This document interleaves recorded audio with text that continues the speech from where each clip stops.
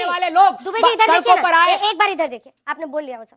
अनुच्छेद 370 35A पर Congress party का क्या स्टैंड है? 370 और 35A पर कांग्रेस पार्टी का क्या स्टैंड है ये पता नहीं चल पा रहा है। अगर आपकी सरकार वहां बन जाती है और नेशनल कॉन्फ्रेंस के ही सीएम होंगे, अगर वो 370 35 से वापस बहाल करते हैं तो आप लोग उनके साथ रहेंगे? अंजना दी, सिंपल सा क्वेश्चन है। आपके उत्तर ही आपने दे दिया। नहीं, मैं नहीं समझ पाई। नहीं समझ पाए तो अमित शाह आप साहब, लोग समझे क्या? अमित शाह साहब, कोई नहीं समझ पाया। अमित शाह साहब ने भी ये भ्रम फैलाया जान करके। आप बता दीजिए ना। मैं बता रहा हूँ ना। फारूक अब्दुल्ला आंखों में धूल झोंक रहे हैं। बे तो मैंने, हमने तो नहीं कहा, हमने साझा कार्यक्रम नहीं बनाया। बीजेपी, एक मिनट, बीजेपी ने हस्ताक्षर किया था कि आर्टिकल 370 बरकरार रखेंगे पीडीपी के साथ। हमने हस्ताक्षर नहीं किया, इन्होंने कहा। और इन्होंने यहाँ कहा है कि ये विरोध करते हैं। अंजना जी, स्वाभाविक प्रश्न है, अगर आर्टिकल 370 के एब्रोगेशन का ये विरोध करते हैं तो आज ये स्टैंड स्पष्ट क्यों नहीं लेते कि हम वापस लाएंगे? कम से कम नीतिगत तरीके से पता तो होना चाहिए जनता को, लेकिन इतनी हिम्मत नहीं है। पहला, जय श्री राम दोस्तों। कांग्रेस अभी तक अनुच्छेद 370 और 35A पर अपना स्टैंड क्लियर नहीं कर पाई है। उनसे सवाल पूछा जाता है तो वो गोल गोल घूमने लगते हैं, पर साफ बता नहीं पाते कि वो 370 को फिर से लाना चाहते हैं या नहीं। इसी पे जोरदार डिबेट जिसमें कांग्रेस के अभय दुबे इस सवाल पर गोल गोल घूमते नजर आए और इस पे गौरव भाटिया ने कांग्रेस पे खूब मजे लिए। तो आइए देखते हैं जोरदार डिबेट। अनुच्छेद 370 और 35A पर अपना रुख स्पष्ट कर दीजिए ना, ताकि पाकिस्तान का कोई मंत्री आपकी प्रशंसा ना करे। वो कह रहे हैं कि देखो, एनसी और कांग्रेस, नेशनल कॉन्फ्रेंस और कांग्रेस वही सोचती है जो हम सोचते हैं। स्टैंड क्या है आपका? आप उसके साथ चुनाव लड़ते हैं। 2 बार राहुल गांधी कश्मीर गए, लेकिन अनुच्छेद 370 के हटने पर वो मुंह नहीं खोलते हैं। क्यों?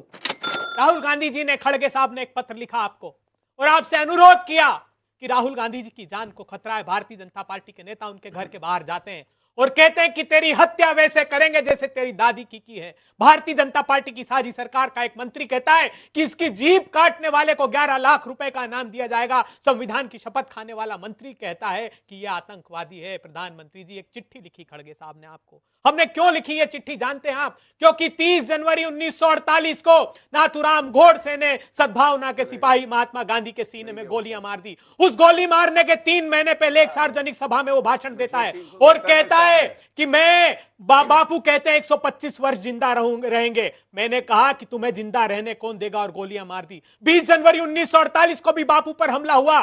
श्यामा प्रसाद मुखर्जी को वल्लभ भाई पटेल 8 फरवरी 1948 को चिट्ठी लिखते हैं और कहते हैं कि तुम्हारे नेता देशपांडे को छोड़ने की बात करते हो, वो मुझे और पंडित नेहरू को हत्या की धमकी बिहार की सभा में देता है। तब हमको ये चिंता होती है, क्योंकि राहुल गांधी पर जानलेवा हमला भारतीय जनता पार्टी के महामंत्री ने किया। कब किया? बनासकांठा में लोग डूब के मर रहे थे, भारतीय जनता पार्टी के लोग जाने को तैयार नहीं थे। बाढ़ पीड़ितों का जायजा लेने के लिए, उनकी संवेदनाओं के साथ खड़े होने के लिए राहुल गांधी गए। इतनी बड़ी शिला उठाकर भारतीय जनता पार्टी के नेताओं ने मारी। वो तो सौभाग्य था कि 10 क्षण पहले उन्होंने अपनी गाड़ी बदल ली थी, उनकी गाड़ी का शीशा फूटा। वो महामंत्री जयेश के नाम पर एफआईआर कांग्रेस पार्टी ने कराई। राहुल गांधी को वो न्याय नहीं मिला। अब हम चाहते हैं कि राहुल गांधी जी के खिलाफ ये जो वैमनस्य का वातावरण है प्रधानमंत्री जी, उस पर न्याय मिलना चाहिए। अगर आप हो मुंसिफ तो कब न्याय करोगे? अगर मैं गुनहगार हूं तो सजा क्यों नहीं देते? दीजिए ना सजा। अगर आप मुझे आतंकवादी कहते हैं, मेरे खिलाफ ये अनर्गल आरोप लगाते हैं, इस हिंदुस्तान में जिसने आवाज आपके खिलाफ उठाई, इतिहासकार, कलमकार, कलाकारों ने कहा कि प्रधानमंत्री जी, देश में असहिष्णुता बढ़ रही है, भीड़ की हिंसा में हथियारों को माला पहनाई जा रही है। भारतीय जनता पार्टी ने कहा ये अवार्ड वापसी गैंग के लोग हैं। अगर हिंदुस्तान के अग्निवीर आंदोलन करने वाले लोग सड़कों पर आए। एक बार इधर देखिए, आपने बोल लिया वो सब। अनुच्छेद 370 35A पर कांग्रेस पार्टी का क्या स्टैंड है? कांग्रेस पार्टी ने रिजोल्यूशन पास करके ये बात कही है कि हम जम्मू कश्मीर को उसके राज्य का दर्जा दिलाना चाहते हैं। एक बात, आरोप क्या था कांग्रेस पार्टी पर जानती हैं? 370 हाँ, 370 बोलने तो क्योंकि नेशनल कॉन्फ्रेंस से मेरा जवाब से संतुष्ट नहीं हो तब आप प्रश्न कीजिएगा। आर्टिकल 370 पर कश्मीर के लोगों की शिकायत क्या थी? आर्टिकल 370 पर शिकायत ये थी कि कांग्रेस पार्टी ने उसको खत्म कर दिया है, स्केलेटन रहने दिया है। इसलिए वो कह रहे थे कि 1953 के पहले का कश्मीर हमको लौटा दीजिए। क्या स्केलेटन रहने दिया? वहां सदर रियासत हुआ करता था, हमने बदलकर उसको गवर्नर कर दिया। वहां प्रधानमंत्री हुआ करता था, हमने उसको बदलकर चीफ मिनिस्टर कर दिया। आर्टिकल 356 एक्सटेंड कर दिया। सेंट्रल लिस्ट की 97 में से 94 एंट्री हमने वहां ट्रांसफर कर दी। लेकिन स्टेट क्यों बच रहे हैं? क्यों बच रहे हैं? मैं हिम्मत नहीं है ना। फिर से पूछ रही हूँ। अरे सुनिए तो एक बात, सीधा देखिए ना इधर, क्यों इतना कंफ्यूजन है? सिंपल है, नेशनल कॉन्फ्रेंस के साथ आपका कश्मीर में अलायंस है जी। उनके मैनिफेस्टो में लिखा है कि 370 और 35 से वापस बहाल करेंगे। स्टेटहुड पर आप दोनों की राय मिलती है, वो हम सबको समझ में आ गया। 370 और 35 ए पर कांग्रेस पार्टी का क्या स्टैंड है ये पता नहीं चल पा रहा है। अगर आपकी सरकार वहां बन जाती है और नेशनल कॉन्फ्रेंस के ही सीएम होंगे, अगर वो 370-35 से वापस बहाल करते हैं तो आप लोग उनके साथ रहेंगे? अंजना जी, सिंपल सा क्वेश्चन है। आपके प्रश्न का उत्तर ही आपने दे दिया। नहीं, मैं नहीं समझ पाई। नहीं समझ पाए तो अमित शाह आप साहब, लोग समझे क्या? अमित शाह साहब, कोई नहीं समझ पाया। अमित शाह साहब ने भी ये भ्रम फैलाया जान करके। आप बता दीजिए ना। मैं सर। बता रहा हूं ना। हाँ।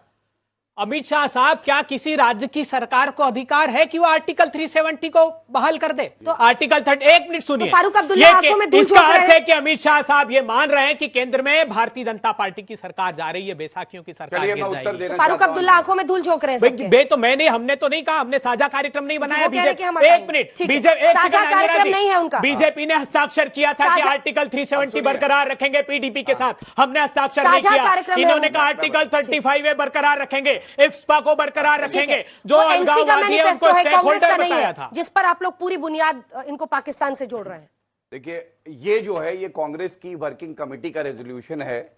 आर्टिकल 370 संविधान के सब ज्ञाता है, पहला शब्द था टेम्पररी। 55 साल तक छू नहीं पाए कि मुसलमानों का वोट बैंक ना खिसक जाए। नरेंद्र मोदी जी आए, उठा के फेंक दिया अनुच्छेद 370 को, क्योंकि यह जरूरी था हमारी भारत की अखंडता के लिए। और इन्होंने यहां कहा है कि यह विरोध करते हैं। अंजना जी, स्वाभाविक प्रश्न है, अगर आर्टिकल 370 के एब्रोगेशन का ये विरोध करते हैं तो आज ये स्टैंड स्पष्ट क्यों नहीं लेते कि हम वापस लाएंगे? कम से कम नीतिगत तरीके से पता तो होना चाहिए जनता को, लेकिन इतनी हिम्मत नहीं है। पहला प्रश्न। दूसरा, मैंने इनसे पूछा था कि आप बताइए माफी क्यों नहीं मांगी सिख दंगों के लिए सोनिया गांधी, राहुल गांधी ने? कोई उत्तर मिला? नहीं मिला। और मैं आज आपको बताता हूं कांग्रेस पार्टी के समर्थक कौन है। गुरपतवंत सिंह पन्नू, जो कि कहता है खालिस्तान बनाएंगे, वो राहुल गांधी का समर्थन करता है। इलान उमर, जो कहती है पाकिस्तान ऑक्युपाइड कश्मीर भारत का नहीं है, वो इनका समर्थन करता है।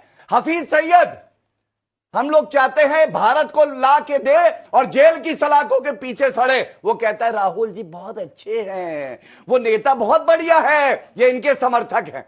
और सबसे बड़ी बात है, कश्मीर में आतंकवादी यासीन मलिक, आपको याद है यासीन मलिक मनमोहन सिंह जी के साथ चाय पीता था। उससे पूछा जाता था कश्मीर की नीति क्या है, गिरेबान से पकड़ के हमारी पुलिस और सेना ने उसके कान पकड़ के जेल में डाला है, क्योंकि हमारे एयरफोर्स ऑफिसर्स को मारा था। और अंत करूंगा एक बात कह के, अनुच्छेद 370 से पहले जिनके साथ ये खड़े हैं वो कहते थे तिरंगे को कांधा देने वाला कोई नहीं होगा, हटा के दिखाओ। आज मोदी जी ने हटा दिया तो छाती पीट के कह रहे हैं कैसे हटा छोटा सा दिया? जवाब फिर इन मुझे दोनों की बहुत बारी दर्द होगी। हो रहा है। बिल्कुल, ये बिल्कुल। फर्क है। और आप कहां खड़े हैं ये तय करिए। यही भारत का भविष्य तय करेगा, यही भारत का भविष्य तय करेगा। कहना गलत नहीं होगा, नेहरू जी कह गए इंदिरा से, ऐसा पोता आएगा इलान उमर को गले लगाएगा, मोदी जी को गरियाएगा। यह है राहुल गांधी। और मैं आपको एक बात बताता हूं, देखिए मुझे तो गर्व है सिखों पे, हिंदुओं पे, अपने मुसलमान भाइयों पे, लेकिन किसी की हिम्मत कैसे पड़ती है, जो नेता प्रतिपक्ष है, जो हमने बनाया है, आपने और मैंने बनाया है, कि वो विदेशी भूमि पे जाके कहता है कि भारत में हमारे सिख भाई पगड़ी नहीं पहन सकते हैं, कड़ा नहीं पहन सकते हैं। ऐसे आदमी की जगह भारत की धरती पे नहीं है। सबसे बड़ी बात है, सिखों पे अगर अत्याचार हुआ, उनको मारा गया, तो 1984 के दंगे थे और राजीव गांधी ने कहा था जब बड़ा पेड़ गिरता है तो धरती हिलती है। और उसके साथ जगदीश टाइटलर और सज्जन कुमार, जो कि एक आज जेल में है कन्विक्टेड और दूसरे पे केस चल रहा है, इनको मंत्री बनाया है। और आज तक चुनौती देता हूं, कांग्रेस पार्टी के प्रवक्ता यहां पे हैं, बता दें अगर उन्होंने माफी मांगी हो, सोनिया गांधी ने, राहुल गांधी ने, आज तक माफी नहीं मांगी है। और इसीलिए मैं कहता हूं, इलान उमर कौन है मेरे भाइयों और बहनों बताइए? वो कहती हैं जो पाकिस्तान ने ऑक्युपाई कर रखा है कश्मीर, उस पर भारत का कोई हक नहीं है। क्या नेता प्रतिपक्ष को चाहिए कि वो ऐसी महिला से मिले? धिक्कार है ऐसे राहुल गांधी पे जो ऐसी महिला से मिलती है। और आगे कहता हूं, अगर राहुल गांधी अपना ये बचकाना रवैया नहीं बदलेंगे तो वो दिन दूर नहीं है कि कांग्रेस पार्टी को पूरी तरह से नष्ट कर दे, क्योंकि ये वो रॉकेट है जो लॉन्च नहीं होता है। करीब 40 बार तैयारी करी गई है, प्रॉब्लम है तो प्रोडक्ट में है, ये प्रोडक्ट लॉन्च होने वाला नहीं है। खड़गे जी चाहे कुछ भी कहें। इस डिबेट को लेकर आपकी क्या राय है, हमें जरूर बताएं। हमारे साथ जुड़े रहने के लिए चैनल को लाइक एंड सब्सक्राइब करना ना भूलें। Thank you so much.